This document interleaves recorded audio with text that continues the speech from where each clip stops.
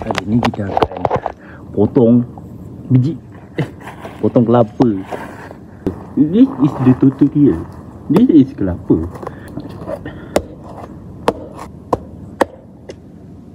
Orang kata air kelapa ni menetralkan. Kalau korang nak makan ubat, jangan minum air kelapa. Nanti ubat tu tak jalan. Bismillah. Oh.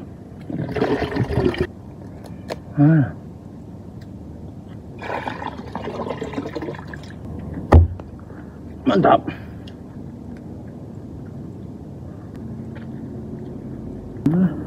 Kita masukkan.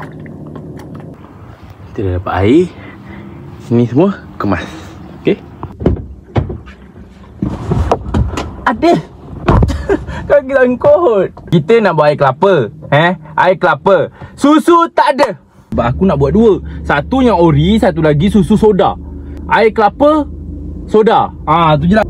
Neng neng. Kan ku berikan semua. Jing jing jing jing.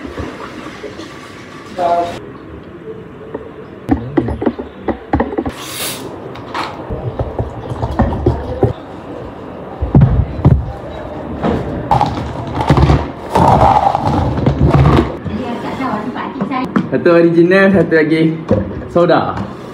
So kita rasa yang soda. Guys,